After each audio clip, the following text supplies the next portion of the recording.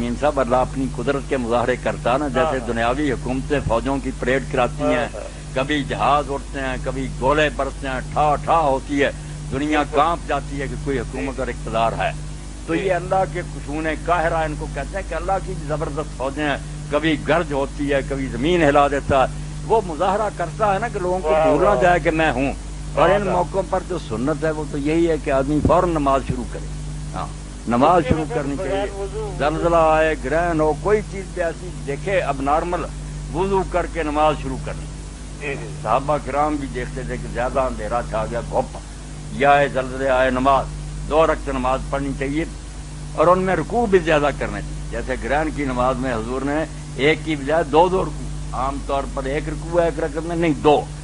اللہ اکبر کا قرات کی رکوع میں گئے، رکوع سے سیدھے کھڑے ہو کر پھر قرات الحمدللہ. اور کئی موقع پر تو کئی صحابہ نے 5 رکوع کیے، 5 ہی پہلے میں 5 دوسرے، بس جھکتے جاتے، بار بار جھکتے جاتے کہ مولا کیا ہے ہماری حیثیت، جو چاہے تو کر دے، یہ نظام تیری رحمت سے چل رہا، ورنہ آپ چھٹ کر دے. یہاں ذرا بجلی ہوتی ہے جان پر بن جاتی. تو اللہ اگر روشنی ختم نہیں کر دے سورج چاند کی، یہ تھوڑی دیر کے لیے کرتا تو کیا حال ہوتا. تو یہ اللہ تعالیٰ اپنی اللہ کی نشانیاں ہیں. جب دیکھو تو اس کی طرف متوجہ ہو، دعا مانگو، صدقہ کرو، نماز پڑھو. بالکل صحیح، بڑی مہربانی، شکریہ. اللہ خوش رکھے. جی میڈیا پر بھی یہی بات چل رہی تھی کہ اللہ کی. خالد حمید صاحب کینیڈا سے پوچھتے ہیں، مولانا صاحب مجھے یہ بتائیے چاند گرہن اور سورج گرہن کے درمیان کون سی نماز پڑھنی چاہیے، اس کا طریقہ کار کیا ہے؟ ذرا وضاحت سے فرما دیں کیونکہ مجھے کئی دفعہ یہ طریقہ سمجھ میں نہیں آیا ہے. الحمدللہ.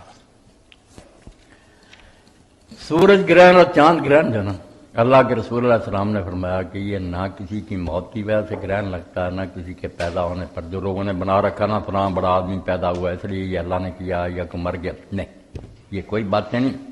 یہ اللہ تعالیٰ اپنی قدرت کا مظاہرہ کرتا رہتا. جیسے حکومتیں نمائش کرتی ہیں نا اپنی طاقت کی، یہ بادل جو گرجتے ہیں اس طرح چمک ہوتی ہے، یہ بھی سمجھیں اللہ تعالیٰ کے لشکروں کی نمائش. پریڈ ہوتی ہے کہ تم اگر امن سے رہ رہے تو یہ میری بانی ہے، میری، ورنہ بھی گرا دوں تم پر رات اور برق نشان مٹا دوں. کہاں جاتے ہیں اس وقت لوگ جب گرج ہوتی ہے. تو یہ بالکل اللہ تعالیٰ کے نا جنود ہیں، لشکر ہیں جو اس طرح. اسی لیے حکم ہے اللہ تعالیٰ نے قرآن میں کہا کہ ملائکہ بھی اس وقت اللہ کے خوف سے کانپتے ہیں اور اللہ کی حمد و ثنا کر مالک تیری طاقتیں بہت زیادہ. اس پر حضور نے کہا کہ یہ اللہ تعالیٰ کی قدرت کے مظاہر ہیں.